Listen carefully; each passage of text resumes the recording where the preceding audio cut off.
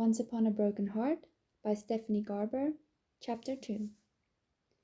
The Prince of Hearts took a final bite of his apple before it dropped to the floor and spattered everything with red. People who don't like me call me Jax. Evangeline wanted to say that she didn't dislike him, that he'd always been her favorite fate. But this was not the lovesick Prince of Hearts she'd imagined. Jax didn't look like heartbreak come to life. Was this all a nasty joke? The Fates had supposedly disappeared from the world centuries ago, yet everything Jax wore, from his untied cravat to his tall leather boots, were of the latest fashion. Her eyes darted around the white church, as if Luke's friends might jump out at any moment to have a laugh. Luke was the only son of a gentleman, and though he never acted as if that mattered with Evangeline, the young men he kept company with considered her beneath them.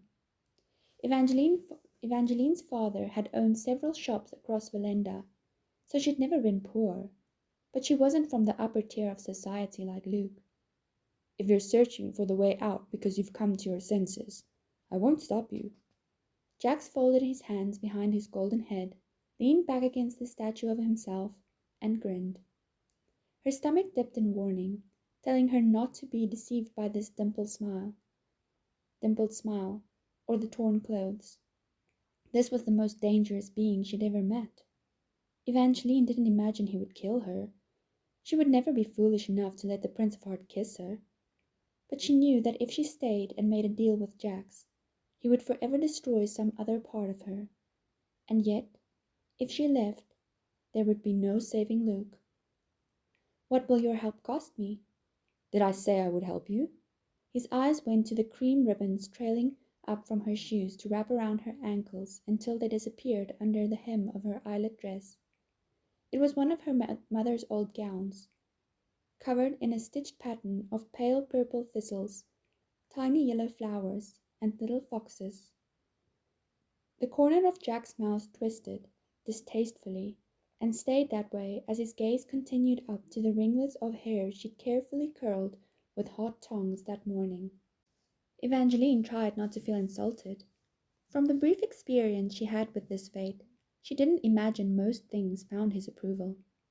What color is that? He waved vaguely towards her curls. It's rose gold, she answered brightly. Evangeline never let anyone make her feel bad about her unusual hair.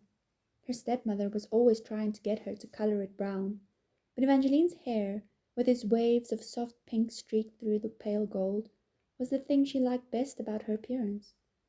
Jax cocked his head to the side, still observing her with a scowl.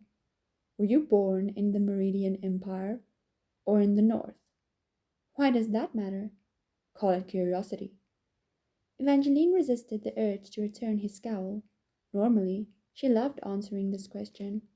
Her father, who'd liked to make Evangeline feel as if her whole life were a fairy tale, had always teased that he'd found her packed up in a crate along with the other oddities that had been delivered to his shop. That's why her hair was pixie pink, he'd always said, and her mother always nodded with a wink. She missed the way her mother winked and her father teased. She missed everything about them, but she didn't want to share any of their pieces with Jax. She managed a shrug instead of a verbal reply. Jack's brows slashed down. You don't know where you were born? Is it a requirement to get your help? He looked her over again, eyes lingering on her lips this time. Yet he didn't regard her as if he wanted to kiss her. His appraisal was too clinical. He looked at her mouth the way someone might study wares in one of her father's shops, as if her lips were a thing that could be purchased, a thing that could belong to him. How many people have you kissed? He asked. A tiny bolt of heat struck Evangeline's neck. She worked in her father's curiosity shop since she was 12. She hadn't exactly been raised like a proper young lady. She wasn't like her stepsister, who was told to always keep 3 feet away from a gentleman, and to never talk about anything more controversial than the weather. Her parents had encouraged Evangeline to be curious and adventurous and friendly, but she wasn't bold in every way. Certain things made her nervous, and the way the Prince of Hearts kept staring at her mouth was one of those things. I've only kissed Luke. That's pathetic. Luke is the only person I want to kiss. Jack scratched his sharp jaw, looking doubtful. I'm almost tempted to believe you. Why would I lie? Everyone lies. People think I'm more likely to help if they're after something noble like true love. A hint of derision crept into his voice, chipping away a little more at the Prince of Hearts she'd imagined. But even if you do really love this boy, you're better off without him. If he loved you back, he wouldn't be marrying someone else. End of story. You're wrong. Her voice held the same conviction as her heart. Evangeline had questioned her relationship with Luke after his abrupt engagement to Marisol, but the question was always answered with months of meaningful memories. The night Evangeline's father had died, the night her heart wouldn't stop pounding or hurting, Luke had found her wandering the aisles of the curiosity shop, looking for a cure for broken hearts. Her cheeks had been tear-stained, and her eyes were red. She feared her crying would scare him away, but instead he'd pulled her into his arms and said, I don't know if I can fix your broken heart, but you can take mine because it's already yours. She'd known she loved him for a while, but that was when she knew Luke loved her. His words might have been borrowed from a popular story, but he backed them up with heartfelt actions. He'd helped her hold her heart together that night, and so many of the nights that followed. And now she was determined to help him. Proposals and engagements didn't always mean love, but she knew that moments like the ones she'd shared with Luke did. He had to be cursed. As extreme or as silly as it might have made her sound to others, this was the only explanation she could believe. It didn't make sense that he wouldn't at least speak to her, or that every time Evangeline tried telling Marisol the truth, she would open her mouth and the words wouldn't come out. Please, begging wasn't beneath her. Help me. I don't think what you want will help you, but I do appreciate a good lost cause. I'll stop the wedding in exchange for 3 kisses. Jack's eyes took on an entertained gleam as they returned to her mouth. A fresh surge of heat rose to Evangeline's cheeks. She'd been wrong about him not wanting to kiss her. But if the stories were true, 1 kiss from him and she'd be dead. Jax laughed, harsh and short. Relax, Vet. I don't wish to kiss you. Kiss you. It would kill you, and then you'd be no use to me. I want you to kiss 3 others, who I choose, when I choose. What sort of kisses? Little pecks or more? If you think that counts, then maybe you haven't been kissed. Jack shoved off the statue and stalked closer, towering over her once again. It's not a real kiss if there isn't any tongue. The blush she'd been fighting burned hotter until her neck and her cheeks and her lips all caught fire. Why the hesitation, Pet? They're only kisses. Jack sounded as if he were holding back another laugh. Either this Luke is horrible at using his mouth, or you're afraid to say yes too quickly because you secretly like the idea. I don't like the idea. So, your Luke is a hideous kisser? Luke is an excellent kisser. How do you know if you have nothing to compare it with? If you end up with Luke, you might even wish that I'd ask you to kiss more than 3 people. I don't want to kiss any strangers. The only person I want is Luke. Then this should be a small price to pay, Jack said flatly. He was right, but Evangeline couldn't simply agree.